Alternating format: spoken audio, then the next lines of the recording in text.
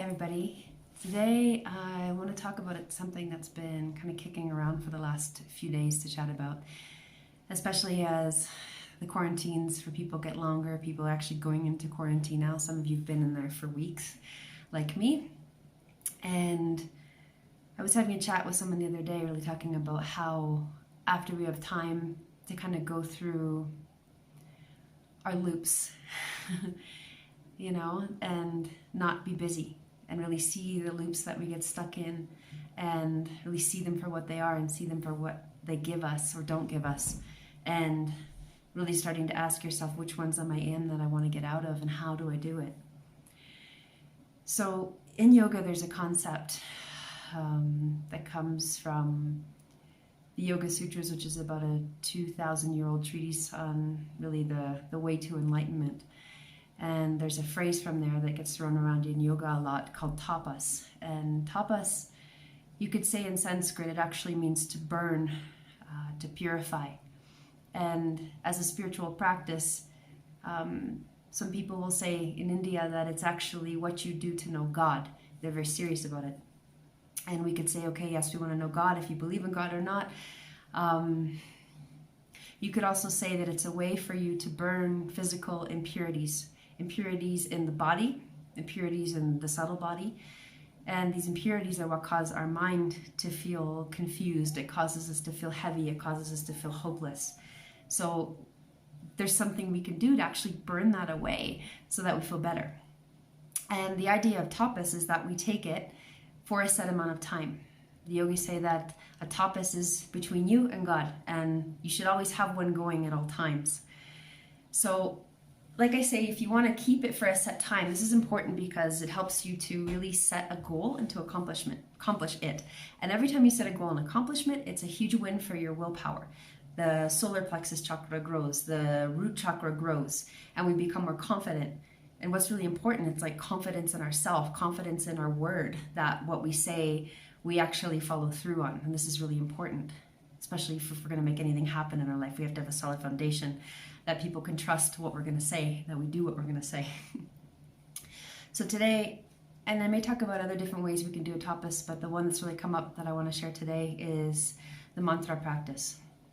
So mantra, the actual saying of Sanskrit words or Tibetan words, whatever it is you want to use,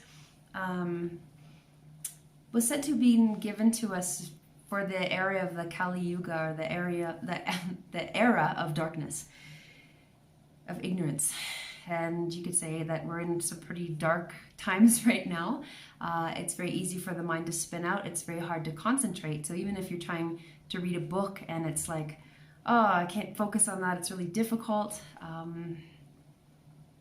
Anything we try to do, the mind is just so preoccupied, pick up the phone, pick up the phone, pick up the phone. And our mind is so trained to pick up the phone because we're on this sense, we have this sense of danger in the subconscious, so we're picking it up to make sure we're okay, and being distracted. And so I offer this practice. It's something that you can do. It's like 20 minutes. But it's really amazing because it really helps to discipline our mind, but at the same time, while we're doing it, the vibration of what we're doing, the power of what we're doing is actually cleaning or scrubbing our mind, cleaning our vibration. So I always joke that you go from crappy to happy in like 5 minutes or 10 minutes or 20 minutes, whatever you're doing. It uses these sacred sounds. So if I say that we're going to speak in Sanskrit they say is a language that comes from the gods. It was a sacred language, just like they say Shipibo came from the plants, also a sacred language. So it has a very high vibration, and this is why when we sing it or speak it, it helps to purify the body. This is the belief.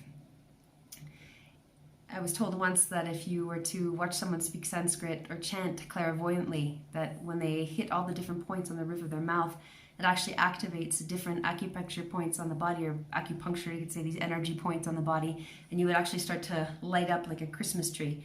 So you're actually cleaning and purifying all over the body. And again, depending on what particular sounds or mantra that you use, it does different things for you. So there's mantras that can reduce anger. There's ones that can reduce fear. There's ones that can bring love into your life. So they say, all different ones that you can use them for. Ones to help you with your service. Ones to help remove obstacles, these sorts of things. So it's said that the mantras, the more that we use them, the more powerful they become. So it's been said many times that there's particular times that if you chant a particular mantra, the power or the siddhi of the mantra will open up. One amount that I used a lot was 125,000 times. I heard that a lot, or 1,250,000 times sometimes as well. And basically, if we do this and keep committed to this sound, this vibration that we repeatedly commit to over and over again, it starts to unlock something within us slowly, slowly. And it's not an easy practice. I took a discipline in 2011, it was, on August 8th for a year to chant a mantra. And let me tell you, it was very difficult to make that commitment. And many teachers will say, you know, you get to the point where you hit a wall and everything will come up for you to not do the discipline. It'll try to block you. And this is when you really are tested to see if you can handle the purification of this particular mantra that you're working with. And I made it. And I continue to use the practice. Off and on now, I don't do it every day like I used to. Actually, right now I am, when I need it, you know, because it's there to help purify my mind when I find that there's a lot of influence that's coming in, which is happening right now. So quickly, how do we do the practice? For those of you who are new to it and don't have a mantra that you work with, a book that I'd like to recommend is called Healing Mantras by Tapas. He's no longer alive, but the book is full of different places to start. Also a little bit more about the practice and some beautiful stories about people who did chant mantras and things that happened to them. It's very inspiring. He gives different ways that you can practice. He says you can, you know, chant a mantra just once a day if you like. You can chant it 3 times a day. You can chant it, I like this one, the 40-day sadhana, where you, for 40 days, your whole life becomes that mantra. You're brushing your teeth, you're chanting, driving to work, which we're not doing now, chanting, vacuuming, chanting, like chanting it all the time, just in your head all the time. The idea with the mantra, chanting it out loud, especially in the beginning, it really helps you to not fall asleep. So if you're doing 1 round of your mala, 108, it's nice to do it out loud. The vibration feels really good. It also keeps you alert and awake.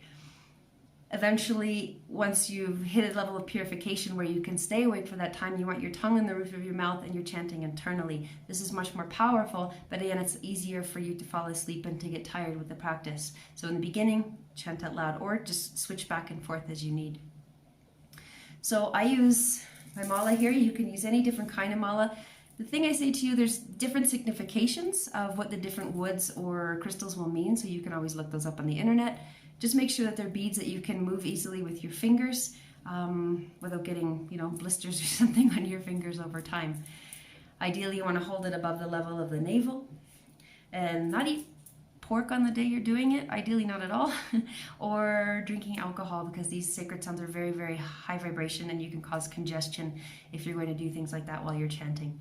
So very quickly, I take the mala, I start at the meru, or the mountain bead. Each mala will have 108 beads on it. For this particular practice, there's many different kinds, but this is the one I'm talking about.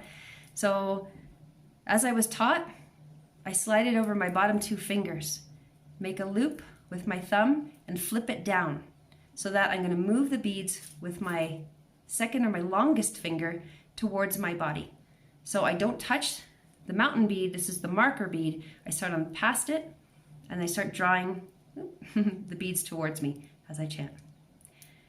I keep going, I go all the way around, and then I finish, and I don't just keep going, I take it off, turn it around, and start over again if I'm going to do a second round. And chanting, bringing it towards me. If you don't have beads, you can use your fingers, because it also adds up to 108 if you use all the little digits on your finger, 1, 2, 3, 4, 5, 6, 7, 8, 9, 10, 11, 12 on one side, and 9 on the other side. So I would just take the fingers, basically go through and use them as markers so I don't lose track. Because also too, when the vibration gets high, you can also start to drift off a little bit. So you want to make sure that you're counting and keeping track. So you can write me if you have any questions about the practice. But yeah, I hope that this helps inspire you to create a tapas, set a time, so that you can purify your mind and your heart.